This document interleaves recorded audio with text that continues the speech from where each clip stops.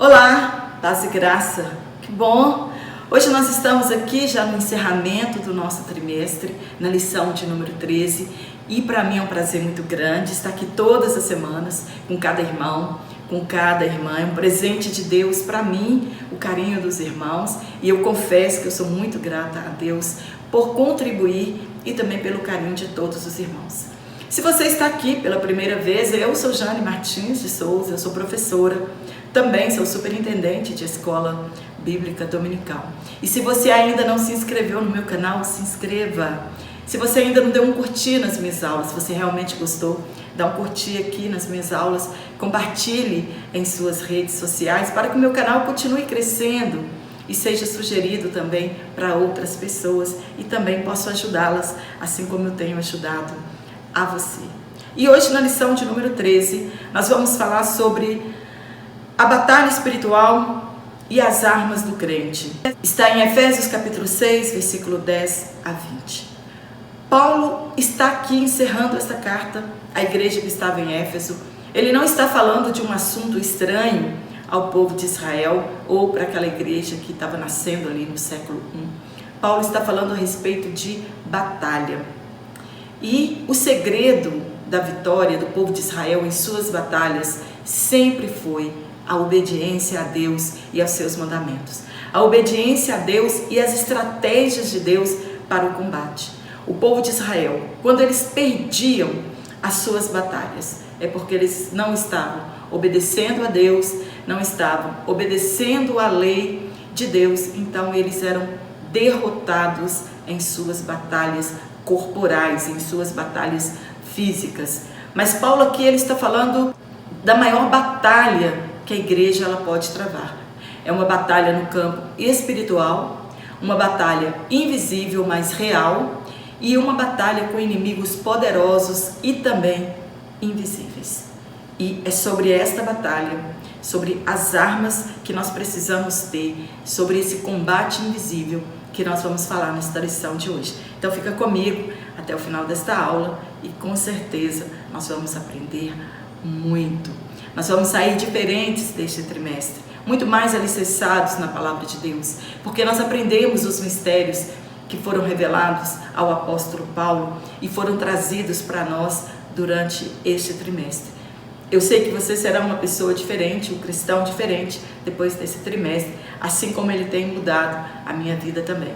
Nós não podemos ser ouvintes esquecidos, nós não podemos ser ouvintes e não praticantes da palavra de Deus.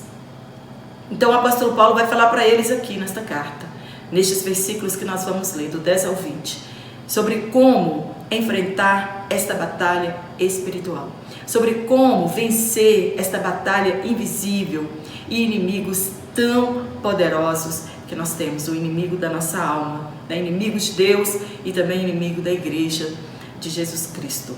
E Paulo então ele termina esta carta com uma advertência. Ele está dizendo que Satanás está lutando ativamente contra Deus. E nós vamos travar esta batalha até o arrebatamento da igreja. O inimigo de nossas almas, ele também não conhecia esses mistérios, porque eles não foram revelados no Antigo Testamento. E agora no Novo Testamento, estes mistérios foram revelados.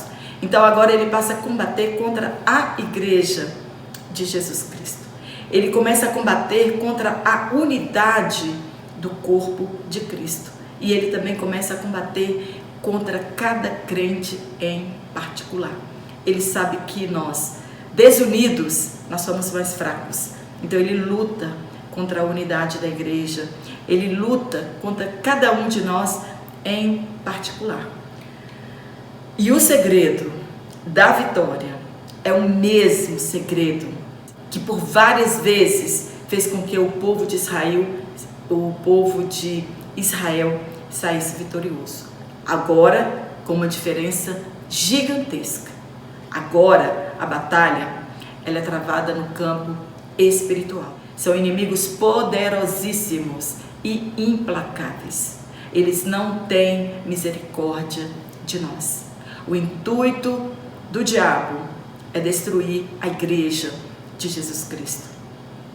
A energia do inimigo de nossas almas está em destroçar esta unidade. O desejo dele é mutilar este corpo. O desejo dele, o objetivo dele é tentar introduzir neste corpo a dissensão, introduzir a dissensão na família e também corromper o santuário de Cristo. Deus então nos equipou com a sua própria armadura. Nós vamos aprender que esta armadura e estas armas, elas não são nossas. Elas foram dadas a cada um de nós. São armas de Deus. Então Ele transmite, nos dá esta arma para que nós possamos combater este inimigo. Nós aprendemos com esta carta maravilhosa aos Efésios que nada é nosso, nada vem de nós, tudo vem de Deus, por intermédio de Jesus Cristo e do Espírito Santo. É pelo que Cristo fez por nós e o que o Espírito Santo faz em nós. Paulo tem em mente, quando ele está escrevendo esta carta, as lutas romanas, a armadura, o equipamento de um soldado romano. Esta luta física que Paulo está dizendo aqui, ela é corpo a corpo, ela é face a face.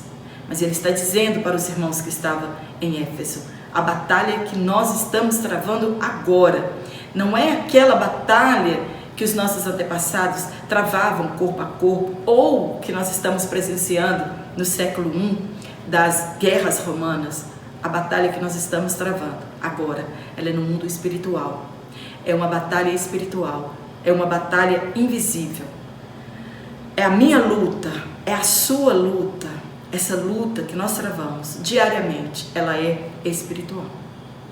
E o que é muito triste é que quando nós não conhecemos a provisão que Deus tem para nós, para que nós vençamos Satanás, nós ficamos à nossa própria sorte, à mercê do inimigo de nossas almas.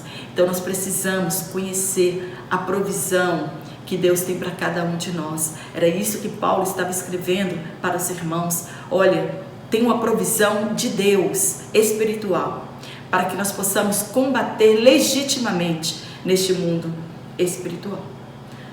Cristo, ele já derrotou o inimigo totalmente e suas hostes, e pela fé a vitória é nossa. Cristo derrotou Satanás lá na cruz do Calvário, não somente a ele, mas todas as suas hostes espirituais da maldade. Está em Colossenses capítulo 2, versículo 15, também em Efésios capítulo 1, versículo 19 ao 23. E com Cristo e em Cristo nós estamos assentados nas regiões celestiais. Aqui durante esse trimestre nós aprendemos a respeito do poder que está ao nosso alcance. Mesmo poder que ressuscitou Jesus Cristo, ali da sepultura, este poder também está à nossa disposição. O apóstolo Paulo agora apresenta esta provisão de Deus a nosso favor, para que nós possamos combater. O inimigo já foi vencido, ele já foi derrotado, mas enquanto nós estivermos aqui, nós travaremos esta luta todos os dias. Esta luta, ela é nas regiões celestiais, é onde nós estamos assentados com Cristo. E Paulo, então, ele nos exorta a sermos fortes, pois Satanás é um inimigo forte e ele não está brincando de ser diabo, ele não está brincando de inferno. Jesus um dia disse a Pedro, quando Pedro achava que por si só ele conseguiria enfrentar o maligno.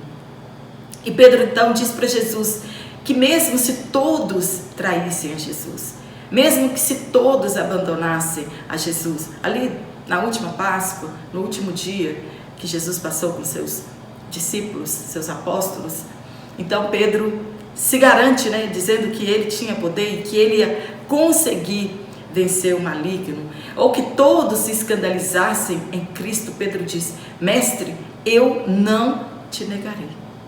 E Jesus então disse para ele, abre aspas, Satanás pediu para cirandar com você como trigo, mas eu roguei ao Pai, intercedi por você junto ao Pai, para que sua fé não desfalecesse.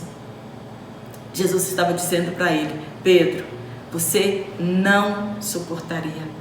Está em Lucas capítulo 22, versículo 31, 34. E conosco também não é diferente. Não tem super crente, não tem super homem, não tem super mulher. Nós somente somos vencedores se a nossa vida estiver escondida em Cristo. E se nós, pela fé, tomarmos posse desta provisão espiritual que Deus nos deu, porque o inimigo de nossas almas, ele é poderoso e ele não brinca com as nossas vidas. Então, por isso, pela fé, nós devemos estar equipados e nós vamos aprender quais foram estas provisões que Deus nos deu. E foi o que Deus fez por nós. Vestiu e revestiu os seus discípulos de poder para eles poderem vencer o maligno. Se nós não formos vestidos ou revestidos, como o apóstolo Paulo escreveu aqui, nós não conseguiremos vencer. Nós seremos vencidos neste campo de batalha espiritual. Nós precisamos estar cientes de que nós não lutamos contra a carne e contra sangue.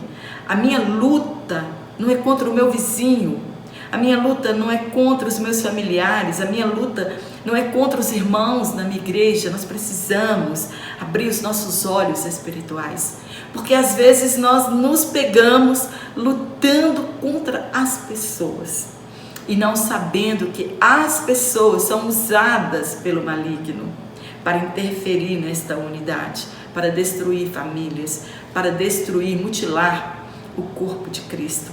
Então Paulo está dizendo, a nossa luta não é contra as pessoas reais, a nossa luta, ela é espiritual, a nossa luta não é contra os nossos irmãos em Cristo, mas contra o Espírito, que agora atua nos filhos da desobediência. Está em Efésios 2 e 2. A única forma de combater inimigos espirituais e reais são com armas espirituais. E somente Deus pode nos capacitar para isso. Não são as minhas armas, não é a minha autossuficiência, não é a minha sabedoria, mas é a provisão espiritual que Deus dá para cada um de nós. No tópico 1, nós vamos falar sobre o preparo espiritual do crente para a batalha. Como nos preparamos? Como é que eu devo me preparar para enfrentar esse inimigo real, invisível, todos os dias? Primeiro, escreveu o nosso comentarista, fortalecidos no poder do Senhor. Então nós aprendemos que não é nada meu, nada vem de nós. O poder que nós temos não vem de nós, ele vem de Deus. E eu preciso ser capacitado, fortalecido por este poder que vem de Deus. Nós não temos poder em nós mesmos, e este poder, ele somente nos é dado quando nós estamos em comunhão com o Pai. Então, se nós levarmos uma vida desregrada, de qualquer maneira, que o pecado não é um acidente de percurso, mas ele é uma prática diária em nossas vidas, com esta vida totalmente desregrada e sem comunhão com Deus, nós não seremos revestidos com este poder. Esta capacitação, ela vem de Deus, mas quando nós estamos em comunhão. Jesus, em João, capítulo 15, versículo 7, ele disse que se nós estivermos nele, se as palavras dele estiverem em nós, nós pediremos o que nós quisermos e isto nos será feito. Jesus está falando de comunhão, estar nele e a palavra dele estar em nós, isto é, obedecermos e praticarmos a palavra dele. Para isso eu preciso de quê? De me despojar do velho homem e me revestir do novo homem. Então, quando nós nos revestimos do novo homem é nada de mentiras, de falcatruas, de imoralidade sexual, de brigas, de divisão, de difamação e de tantas outras coisas. Se estas obras da carne ainda são notórias em minha vida, eu não me desvesti da minha velha natureza. Eu não me desvesti daquele velho homem. Então eu preciso me revestir do novo homem, do novo nascimento,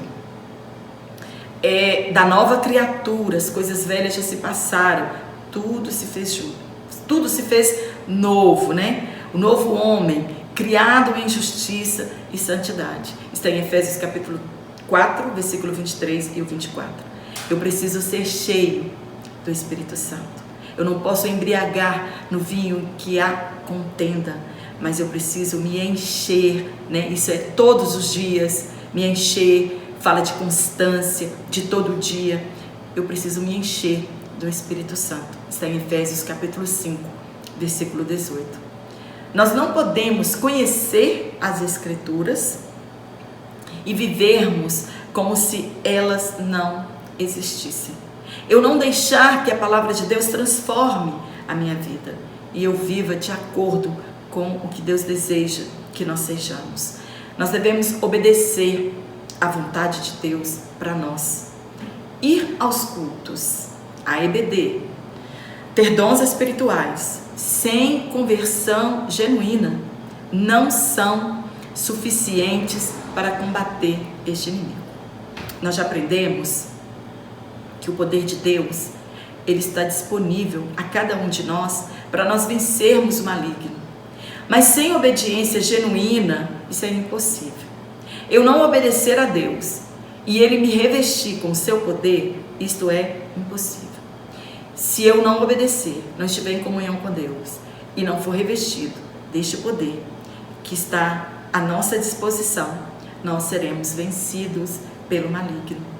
Em Lucas, capítulo 10, versículo 19, quando Jesus enviou 70 discípulos, 2 a 2, e eles foram e voltaram maravilhosos, excitados, radiantes de alegria, porque os demônios tinham sido subjugados por eles pelo poder da palavra do evangelho que eles foram pregar, e voltaram muito alegres, né, radiantes, e contaram isso para Jesus.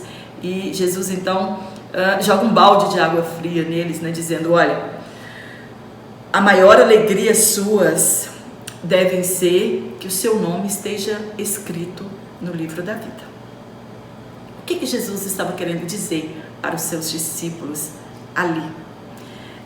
Jesus adverte a eles que a nossa maior vitória é ter nossos nomes escritos no livro da vida, dizendo que a salvação pessoal ela é mais importante do que a vitória sobre os demônios.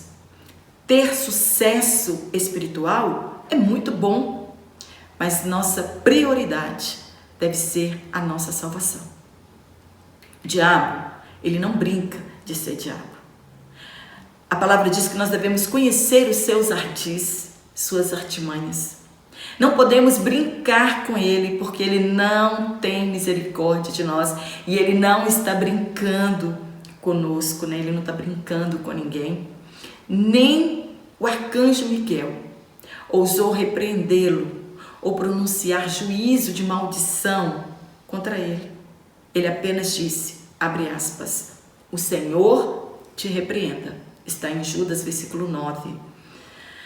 Essa história que nós ouvimos por aí, de alguns pregadores, né, de dizer para nós, olha, manda o diabo de marcha ré para o inferno, pisa na cabeça dele, chuta ele. Irmãos, isso é brincar, né, com um inimigo tão poderoso, tão sem misericórdia, né? Nós não podemos ousar fazer isso. Quem pode repreendê-lo é apenas Deus, né? Porque Jesus tem o poder, né, sobre todas as coisas. E nós estamos apenas protegidos pelo sangue do Cordeiro, pela nossa obediência à palavra de Deus, né? O diabo, ele tem medo de crente que ora, ele tem medo de crente que obedece. Na verdade, é um medo entre aspas, né? Porque Ele não tem medo de nós. Mas Ele sabe que quando nós oramos, quando nós obedecemos a palavra, nós somos protegidos por Cristo. Nós somos protegidos por Deus, né? Esta é a verdade. Então, não vamos cair nos jargões, né, destes pregadores, achando que nós podemos vencer o maligno apenas com palavras. Né? Isso é impossível. No ponto 2, vigilantes em toda oração e súplica. Como eu acabei de falar, entre aspas, ele tem medo do crente que ora, que suplica, que clama, mas que obedece à palavra de Deus. Quando haverá um cessar-fogo nesta batalha? Nunca. Somente quando nós formos para a glória, né, que vai haver esse cessar-fogo. Enquanto nós aqui vivermos, não haverá trégua. Nós gostaríamos de viver em paz e tranquilidade, mas nosso inimigo, ele não dorme, ele não descansa. E somente na eternidade nós alcançaremos esta paz que nós tanto almejamos. Às vezes nossa vida está assim, tranquila, né? E nós ficamos até com medo, porque de repente nós sabemos que ele se levantará com alguma coisa contra nós, né? E a luta virá. Então, a paz ela é apenas momentânea, mas nós sabemos que a nossa luta ela é diária. Nossa vida aqui, ela será caracterizada por conflitos. A paz que nós temos, essa paz que Jesus nos deu, que Ele disse, olha, eu vos dou a minha paz, mas não vos la dou como o mundo dá. É porque para o mundo paz é ausência de guerra, de conflitos, mas a paz que Jesus nos dá é que em meio aos conflitos nós estamos descansando nele. É esta paz que é dada por Deus, que em meio ao conflito nós estamos descansando, confiando que Deus está trabalhando ao nosso favor. A nossa vida, ela deve ser permeada pela prática da oração e também da vigilância. Nós devemos vigiar em todo o tempo, mas vigiando em oração. Está em Lucas capítulo 21, versículo 36. Quando não oramos, praticamente nós estamos nos rendendo ao inimigo. Como estar firmes sem oração? Impossível. O cristão falar que ele está firme, mas ele não ora. Como estar firme sem a palavra de Deus? Se eu não leio a palavra de Deus, se eu não conheço os propósitos de Deus para as nossas vidas, eu sou uma presa fácil.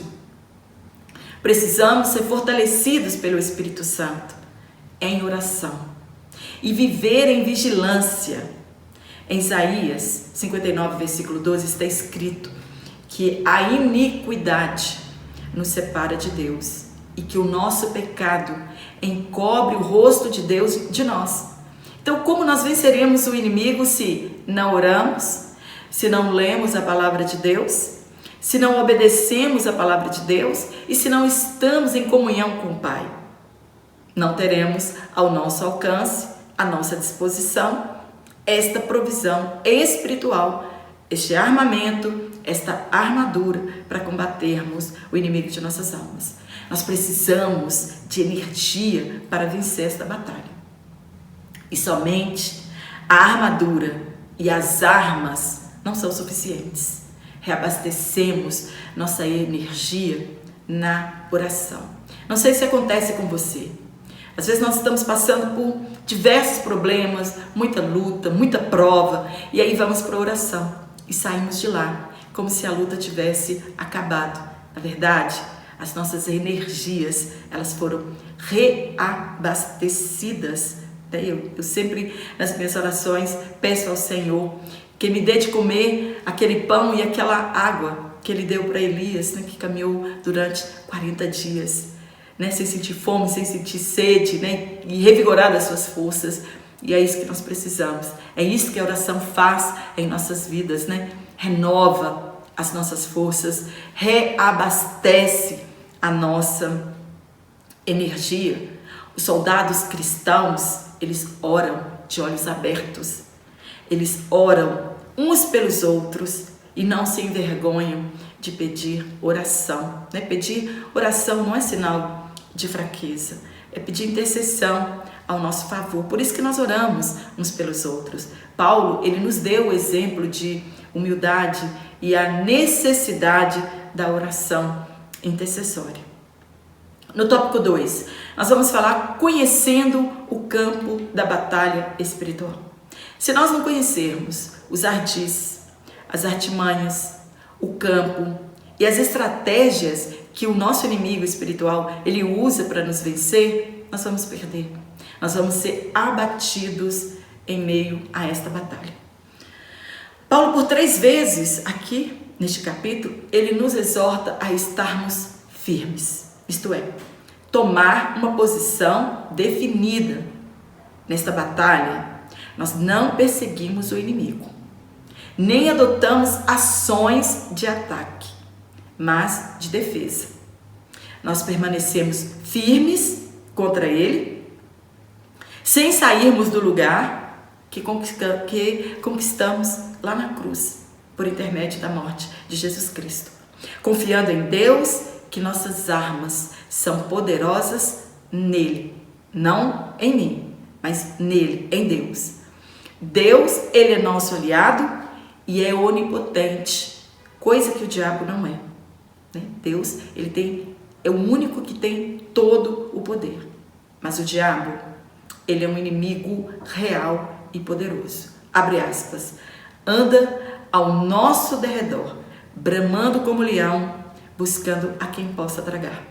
Está em 1 Pedro capítulo 5, versículo 8. Não tente combatê-lo com as suas próprias forças ou com as suas próprias armas. Seremos vencidos se nós fizermos assim. Nada de autossuficiência. Paulo nos exorta a nos fortalecermos no Senhor. O próprio apóstolo Paulo foi fortalecido pelo Senhor. Então nós não podemos ser autossuficientes e acharmos que nós venceremos o maligno sem a ajuda e a proteção do nosso Deus. No ponto 1, as astutas ciladas do diabo. Nós não podemos subestimar nosso inimigo espiritual. Ele é um inimigo real. Ele tem suas artimanhas e ciladas. Um dia, nosso pastor aqui, há muitos anos atrás, ele pregou sobre isso. E ele disse que ele tem uma bandeja e ele vai rodando essa bandeja, nos oferecendo cada coisa. Se o nosso olhar ficar diferente para algum dos pratos, ele volta a oferecer aquele prato hoje, ele volta a oferecer amanhã, de acordo com a nossa reação. Ele vai armando ciladas, estratégias para nos derrubar neste campo espiritual de batalha. Então nós precisamos estar fortalecidos em Deus e conhecer quais são as estratégias que ele usa. Paulo, em Efésios 4, 27, ele escreveu: não deis lugar ao diabo. Em 2 Coríntios, capítulo 2, versículo 10 e 11, ele escreveu que nós não podemos também ignorar os ardis de Satanás e por estes motivos nós precisamos ser capacitados pelo Espírito Santo de Deus. Ciladas se referem aos métodos astuciosos que o diabo usa contra os crentes e contra a igreja. Algumas de suas estratégias são tentação. Ele nos tenta com aquilo que ele sabe que nós gostamos, ou do pecado que nós saímos, quando nós éramos antes de estarmos em Cristo. Acusação, ele é acusador. A intimidação, intimida a igreja. Hoje a igreja ela está vivendo esse período de intimidação. Muitas das nossas igrejas estão fechadas, não podemos ter o nosso culto normalmente. A decepção é o que ouvimos bastante das pessoas que saem das nossas igrejas, Elas dizem, abre aspas, estou decepcionada com este ministério.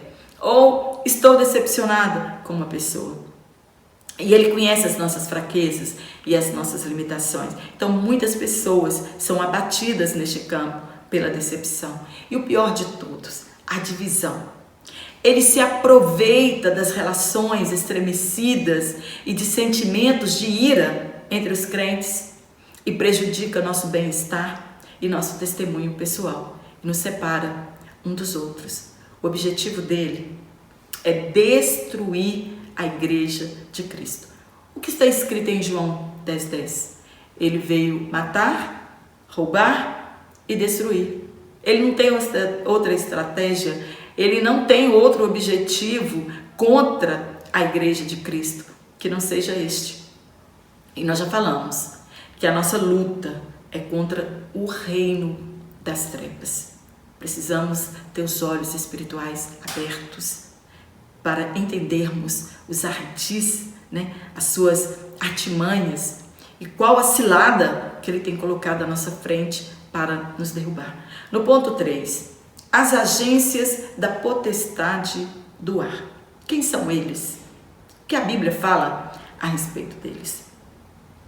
3 aspectos caracterizam os espíritos demoníacos que pelejam contra a igreja. 3 aspectos.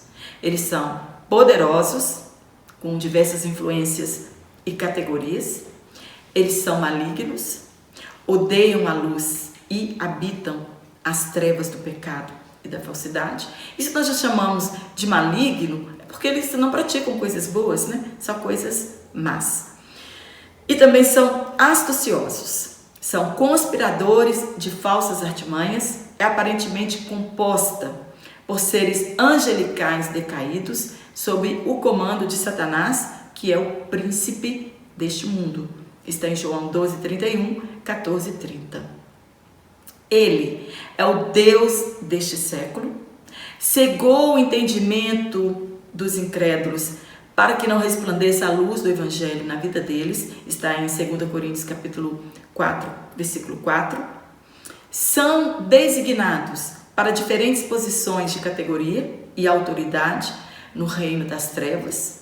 Existe também hierarquia, neste mundo da maldade. E Paulo menciona 4 categorias. A primeira dela é principados, archai. São espíritos malignos poderosíssimos que mantêm os territórios que lhe foram confiados. Nós lemos lá em Daniel, e nós já até estudamos a respeito disso. Daniel capítulo 10, versículo 12, 13 e 20. Referindo-se à categoria, poder, domínio, o reino da Pérsia. E se você ler lá o capítulo, você vai entender melhor. Ou assistir a outra aula que nós não teremos tempo de falar aqui sobre eles. O segundo, potestades, exaustia. Podem se referir àqueles espíritos malignos poderosíssimos que receberam autoridade de Satanás para presidir sobre todas as estruturas pecadoras do mundo. É só nós olharmos o que acontece no governo da nossa nação. Então eles atuam sobre a vida dessas pessoas. Assim como Deus tem vasos, para a sua obra, o inimigo de nossas almas também, ele tem vasos para proliferar tudo que é contra Deus. Terceira categoria, príncipe das trevas, cosmocratoroi. Estes nomes eu vou deixar escrito aqui. Significa governantes do mundo que, ao lado de Satanás, governam sobre a atual ordem mundial, organizada em rebelião contra Deus. E é o que nós estamos vendo hoje no nosso país e no mundo inteiro, porque nós sabemos que a ordem mundial, ela governará o mundo inteiro. E quarto, hostes espirituais da maldade. Pode ser todos os poderosos espíritos ou os demônios de categoria inferior que servem aos propósitos do diabo para destruição geral e para manter os homens na escravidão. Resumindo, eles são poderosos, são malignos e astuciosos. Não pense que nós vamos enganá-lo, que jamais. Mas, apesar deste grande império do mal, a igreja, ela é exortada a não temer, a lutar e a vencer, pois o Senhor da igreja, Jesus Cristo, a cabeça da igreja, ele está acima de toda potestade, acima de todo principado e acima de todo domínio. Está em Efésios capítulo 1, versículo 21. No último tópico, no terceiro tópico, nós vamos falar sobre as armas espirituais indispensáveis ao crente. A palavra panoplia, teol, eu vou deixar essa frase completa aqui, significa é a armadura completa de Deus. E ela é usada figuradamente para indicar a completa provisão da virtude espiritual com que Deus capacita seus filhos para a guerra contra o maligno. O apóstolo Paulo, ele simboliza esses elementos vitais do caráter cristão para se defender das acusações do maligno. Está em Apocalipse, capítulo 12, versículo 10. Ele nos acusa dia e noite diante de Deus. A orientação é: não use suas próprias armas. Nada de autossuficiência. Se revista com a armadura de Deus. Isto aqui, esta armadura de que Paulo está falando aqui em Efésios, ela não é usada de forma rígida. Não pode mudar, é assim e pronto. Não. Não é uma receita de bolo. Nós lemos lá em 1 Tessalonicenses capítulo 5, versículo 8, por exemplo, que a couraça é a fé e o amor. Enquanto aqui em Efésios, a couraça é a justiça. Então isso não é uma receita de bolo. São provisões que Deus dá para nós. As armas indispensáveis. Tenha em mente um soldado romano e suas vestes de proteção e armas de defesa. Paulo escreve que nós devemos tomar toda a armadura de Deus. Então a armadura não é minha, a armadura é de Deus, para que nós possamos resistir no dia mau. O que significa dia mau? É porque haverão dias ou momentos que o assalto do inimigo, ele é mais forte contra nós. Existem dias que nós dizemos, não vou conseguir. Ou, tá forte demais, hoje vou desistir.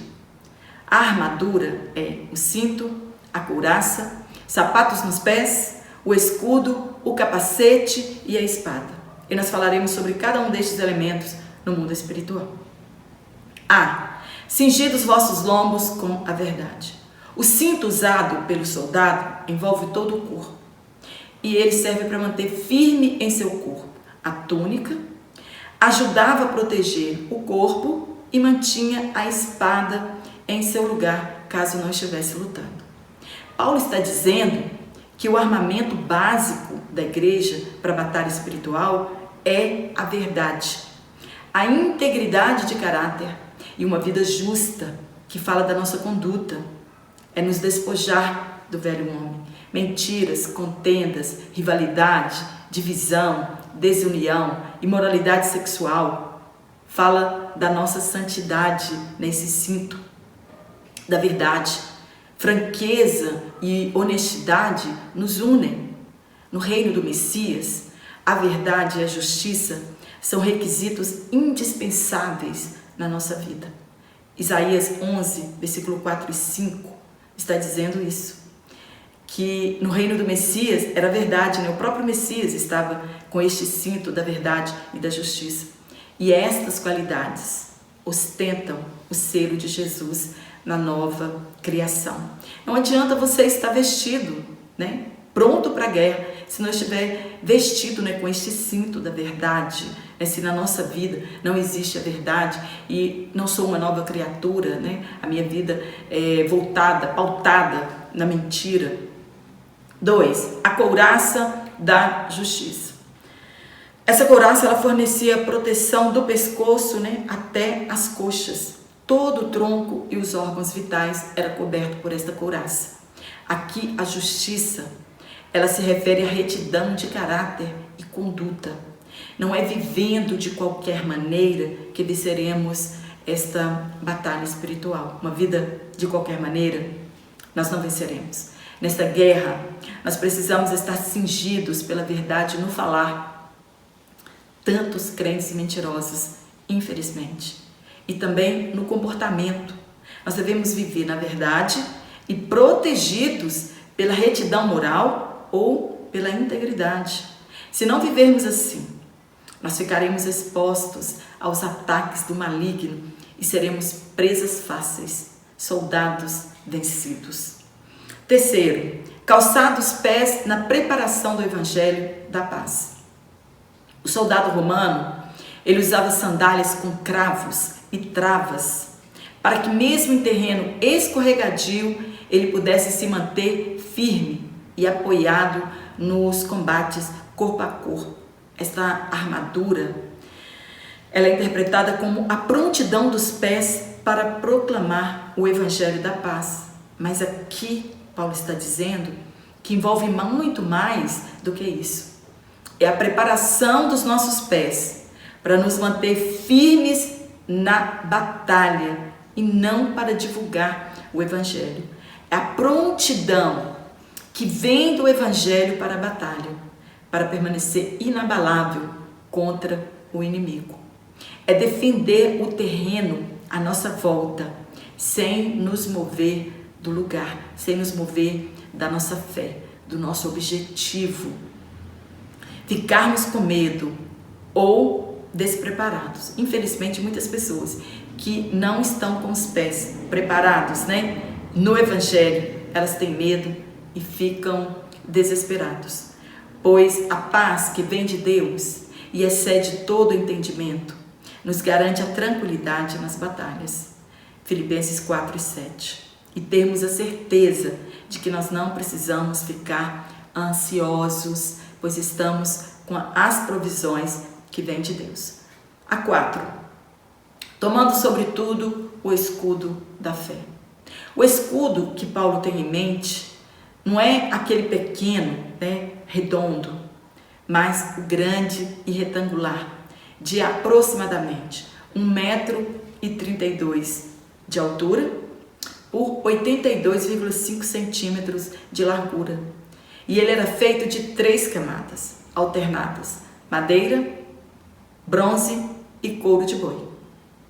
Que antes da batalha, esse couro, ele era molhado para que os dardos inflamados, banhados com piche, não surtisse efeito na vida daquele soldado e naquela batalha. Ele também podia ser usado nesse escudo lado a lado e com isso formar uma parede de proteção. Assim os soldados se protegiam mutuamente. Assim é a fé.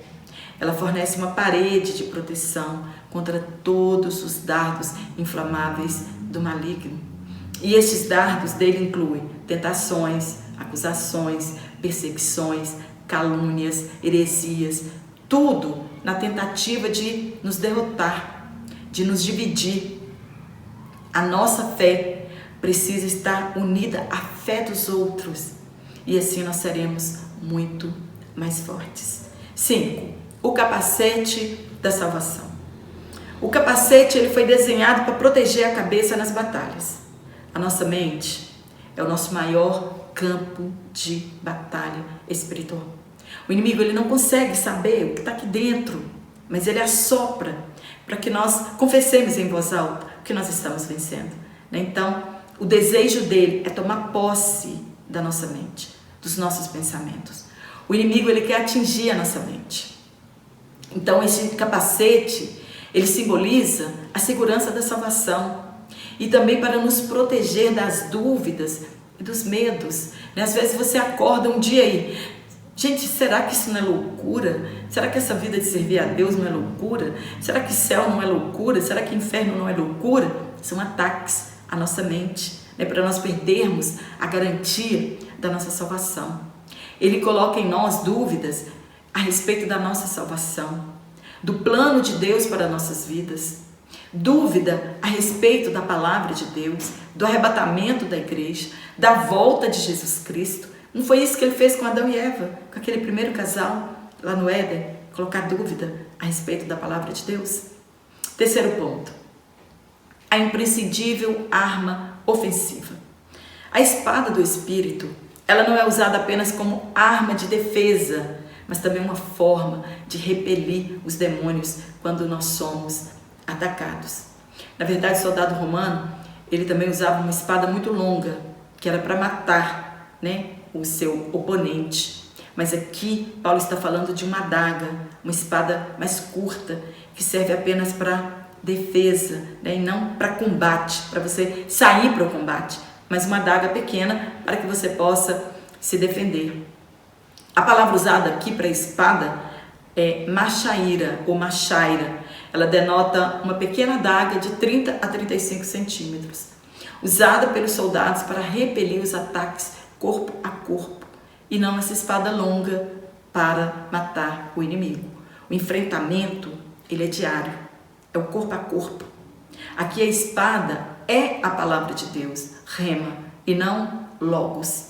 Então, rema é uma palavra específica das Escrituras, ou uma elocução individual concedida pelo Espírito Santo ao coração do crente. E é através do uso da palavra de Deus e do nosso testemunho pessoal e o testemunho da nossa boca que nós temos a espada para repelir todo e qualquer ataque do inimigo. Mas se eu não conheço as Escrituras, se eu não leio, se eu não obedeço, eu não posso usar essa arma. Eu não tenho como usar esta arma. Jesus, ele disse que o Espírito Santo, o Espírito de verdade, que o mundo não conhece, nos faria lembrar de todas as coisas. Como eu vou lembrar de todas as coisas se eu não leio as Escrituras? Como que eu vou repreender os ataques do inimigo se eu não conheço as Escrituras? Jesus Cristo no deserto, ele venceu o diabo pela palavra, dizendo, abre aspas, está escrito, por 3 vezes. Mateus capítulo 4, versículo 4, versículo 7 e o versículo 10. A palavra de Deus, ela é viva e eficaz. Está em Hebreus capítulo 4, versículo 12. Mais penetrante do que espada alguma de 2 gumes.